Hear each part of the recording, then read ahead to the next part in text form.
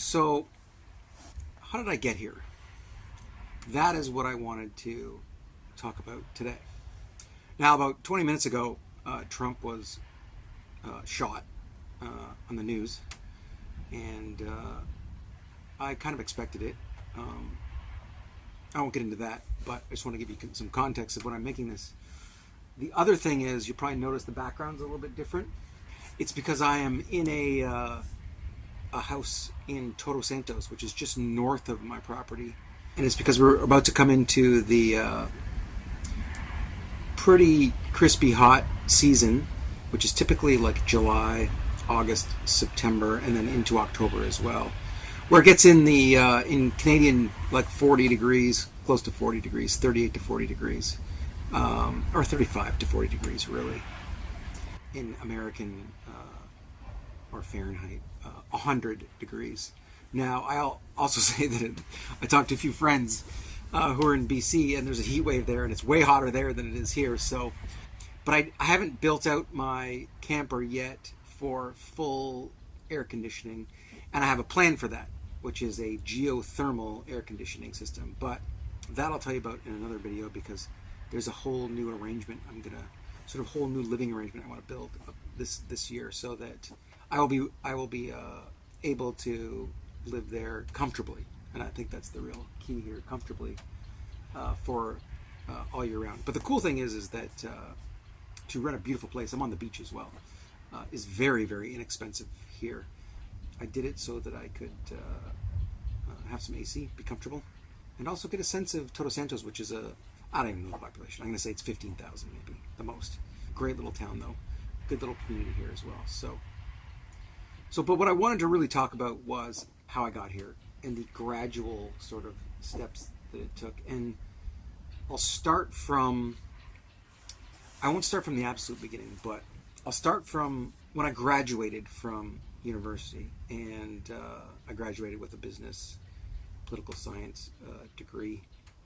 And before that, and during that time, I had been starting businesses of my own. And all those businesses were actually clothing companies, because I was good at designing clothing and at drawing and designing logos and stuff like that. So starting when I was a kid. So I had, since I was 15 years old, been doing various sort of art business things to make money. And I enjoyed it. I liked it. And so I came up with an idea when I was in university in an entrepreneurship course to create these sort of casual pants, kind of like hospital pants with buckles and stuff like that. Came up with a brand called Modrobes.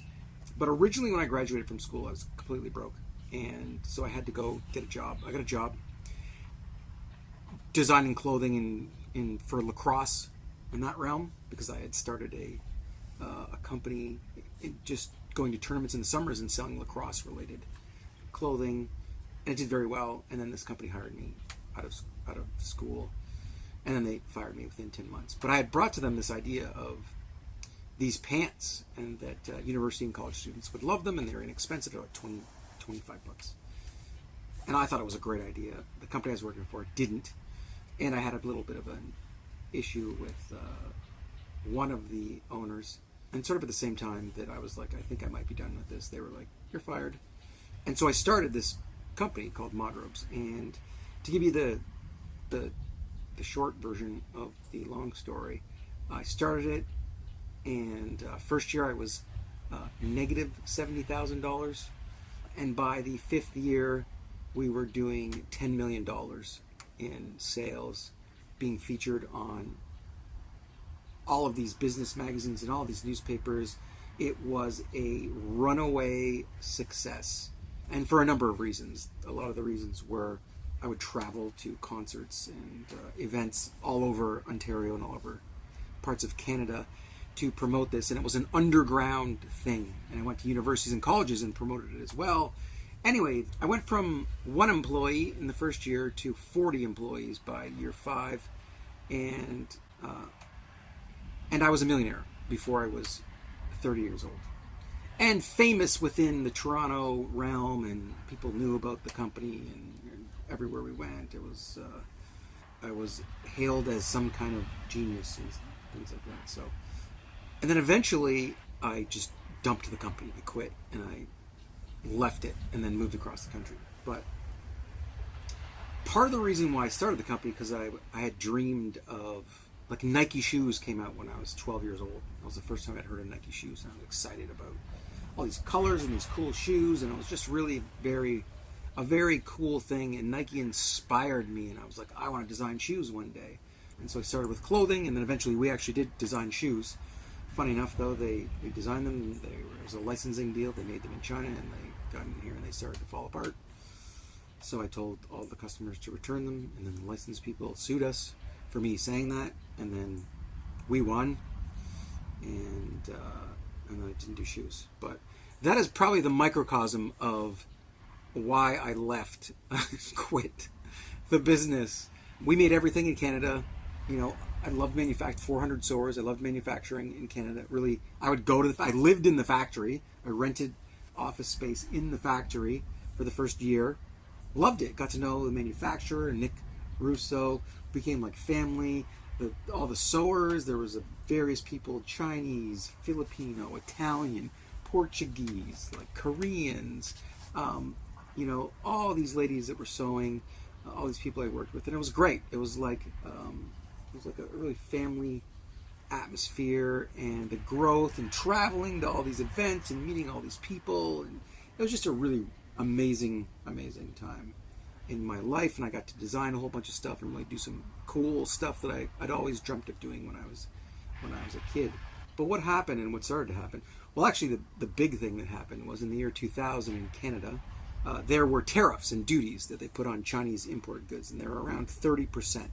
So if you brought stuff in from China, you would have to pay an extra 30%. Let's say something cost you $10, you'd pay the government an extra $3 on that garment in order to level the playing field for manufacturers in Canada, because we paid workers well. They had health care, they had benefits, you know, they took breaks. Like, it was reasonable. Whereas in China, as you are probably aware of, it's pretty much slave labor. The cost to produce something is very, very low. The communist government subsidizes companies so that they can gain a competitive advantage in other countries and grow the business. And so what happened in Canada at that time is, and it was a bunch of multinational companies like, you know, H&M and Old Navy and Gap and Zara and all the ones that you can think of now, the big multinational fast fashion companies that sell crap that fall apart, and they sell it cheap. It's all made in China, or it's made in India or Bangladesh or whatever. So what happened was the company started to grow really quickly. We started to deal with major retailers, and I started to deal with big businesses, and they started to be more demanding. And when the duties and tariffs changed around China, they said, you have to go make your stuff in China. You need to shut down your plants your factories in Canada, because we want the stuff cheaper so that we can sell it for less. And so there was a lot of pressure from our major retail customers to do that. And they weren't nice about it. And so what started to happen as we got bigger and we started to be exposed to the larger companies, what I started to see and started to become very, very aware of is that the people, the buyers in these larger companies, they did not give a shit about humans. They didn't care about me. They didn't care about my company. They didn't care about where the stuff was made. They didn't care about if people were hired locally. All they cared about was the bottom line and getting trends. They also did not like our brand, and they didn't like it because we were not part of the industry. And the industry in Canada is basically whatever the U.S. says, whatever comes out of the U.S. fashion-wise, that's the channel of information. You sell what is popular in the U.S. to Canadians. And what happened was we were popular with Canadians. And so I had to really strategically outmaneuver the entire industry in order for us to get into stores in Canada. And I did that by doing things like I would show up at a university or college in like selling things over the table. Like, this is pretty ghetto. This is pretty. And the students were like, "Oh my god!" And I graduated a year before, so they were like, "You make this?" I'm like, "Yeah, I make this in Canada." And they're like, "We love this stuff." And they're like, "We're super excited." And then they were like, "I'm like, oh, but I'm leaving in a week to go tour to another school." And they're like, "Where do you sell in any stores?" And I'd have to tell them in the beginning, I don't sell in any stores, because they kick me out of their stores. They're like, "Get out of here. No one wants this stuff. Who are you? We don't care. It doesn't matter. We get, sort of our selling orders from somewhere else."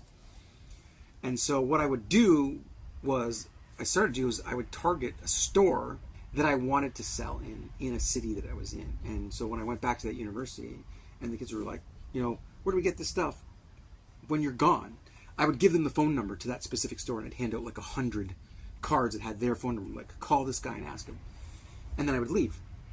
And then I would call that guy back in a week, and he would be very angry with me because he had been inundated with phone calls from people who wanted to buy Modrobes, our pants, and it was just nonstop ringing the phone. And so I would just say to him, "Well, it just shows you that people want the product. So do you want me to come in and I'll show you the product, and so you can put them in your stores?" And the retailers were mad, most of them, and reluctantly agreed to bring our pants into their stores. And they sold really well, and people loved them, and they did really, really well. But there was still this little bit of like, we don't really like you because you're not doing things the way that we are used to them being done. And this was kind of the whole thing with the industry. And the bigger companies that you got to, the more that they were like, "We will tell you what to do. We will dictate to you what our terms for you selling in our stores." Even though we were really popular, and they were like, they kind of had to carry us to be relevant, it was this power game that they were always trying to play. And so one of the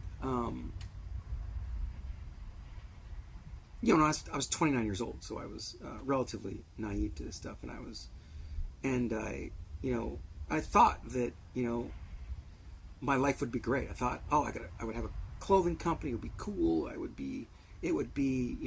have lots of money, so I would be happy, and everything would be great. I'd be successful, and it would be this wonderful dream, this American dream, Canadian dream, whatever you want to call it. That's that was being pitched to me, because I grew up very poor and not having a lot, and struggled, and so I thought that this lifestyle, I'm like, I'm going to work really, really hard to get this lifestyle, but I'm also going to do something that I really, really love doing. I'm not going to do something just for money. I'm going to do something that is that feels good, and that is part of what I want to do and what I value. And so that was the clothing company. And it was kind of one.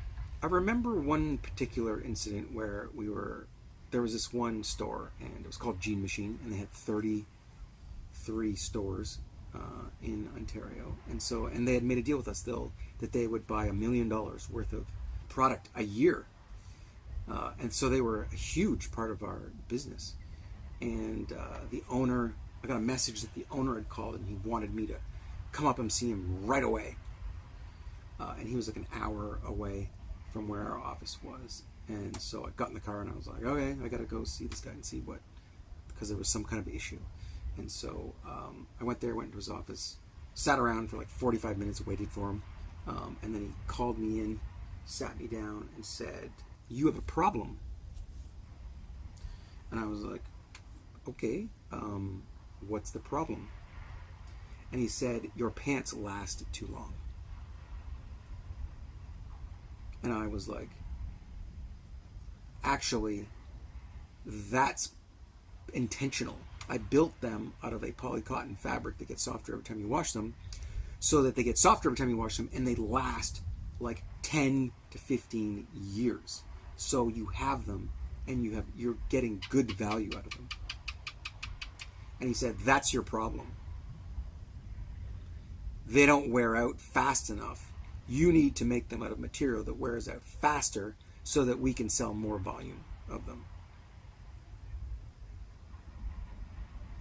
And, previous to this point, I had been very respectful to this guy. And I kind of thought of him as like, someone that, like, I looked up to him because I was like, oh, he owns 33 stores, very, very wealthy man, seemed very in control, was very, like, did his operations and took care of his business and was there all the time. Like, he really, like, it felt like he spent a lot of attention to detail and really, took care of his business. And so I thought, oh, this is potentially a guy that I would emulate. But I couldn't believe what I heard. And it just completely shocked me. And I like I said, I still remember to this day of one of the key moments in business where I was just like, you're a piece of shit. Like, that's not what business is about. And that's not what it should be about. So I left that meeting. Yeah, I was really just disillusioned. I was like, I have no respect for this person anymore. And he's one of our largest customers. And then we would get in more meetings where it was like, go make this stuff in China. And I was like, China's a communist country and they don't treat their workers well. And communism doesn't allow you to have freedom. And so because I was, like I said, I graduated in business and political science. I was very aware of how different societies operated, different countries operated. And I was like, whoo, communism is a pretty bad way to operate. It limits freedom. People suffer. They have no control. You can be killed quite easily. You can lose your job. Like, the lack of freedom is horrific to a certain extent. What it was in Russia, what it was in China under Mao, Stalin, all this political history that I'd studied. And I was just like, this is a horrible, horrible system to be in. So I'm like, I can't do that. There's just no way. And so I quite quickly started to look around and realize that all of these people in these executives, these top levels of all of these companies, they all had this similar mentality. And I would call it like a lack of morals or a lack of ethics, and a lack of integrity, and just a lack of care or concern whatsoever at a deep level. It just made me angry. It made me pissed off. And I was like, fuck these people. I don't want to deal with them. I don't want to work with them. I don't want to be part of this system, this business model. And really, it only took me a few months before I was just like, this is an empty, morally bankrupt industry. And, I wanted to be creative. I wanted to, do my thing, but I also wanted to employ my fellow countrymen and help the society that I was in and not promote and give my money to societies that were bad for people. And the more that I started to sort of ruminate, the more I started to look at everything around me, all of the stuff that I was involved in. And I was just like, and especially in business. And I was just like, everyone is doing this. Why are we farming all this stuff out to China? Why is no one concerned with their neighbors and that their neighbors could have a job? And that if their neighbors don't have a job, then they're going to struggle. And if you're making a lot of money and they're not making money, then you're going to spread this wealth gap. And these people are not going to be happy. And they're going to come back at you in some way, shape, or form. And so, the best way to do it is to employ your neighbors, help the people in your country, Make it so that people around you are doing well, so you share the wealth and you involve them, and then everyone prospers. You're not just taking advantage of people just for the extra money. And what I started to realize that was our whole system. And I was like, this is disgusting and this is disturbing. And I was completely disillusioned. And so I just said, fuck it. I'm going to shelve my company. I'm not going to do and play this game anymore in this system. And I went on a tear to tear it apart and shut it down. And then a lot of things happened in my personal life. My father got cancer and died. I got divorced. I moved across the country in Canada to the West Coast to chill and try and find a better way to live. I tried to do sustainable stuff. It was more environmentally friendly clothing, but those people were miserable bastards and just were not appreciative of a sustainable clothing offering. No one really wanted that, and I was just like, you know what? I just got to get out of this industry and find something else to do.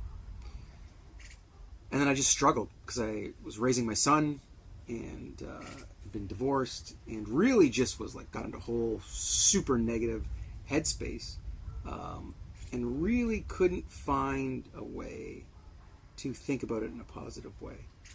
And it was years and years. I got involved in doing like personal work and shadow work and men's work stuff and done stuff like that. And that sort of helped me process that sort of thing. And then I just realized that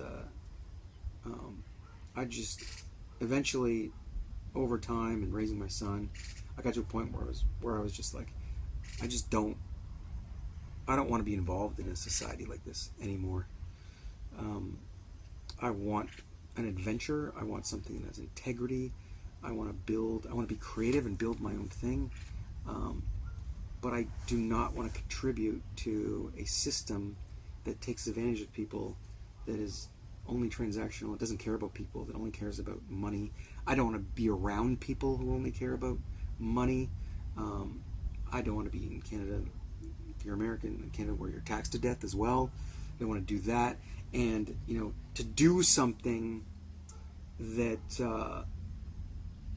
it has a lot of integrity, that's good for people, especially in Canada, because there's only 30 million people. It's a very small market spread across a big country. You have to do something that appeals to a wide swath of people, otherwise you'll fail. You just won't succeed.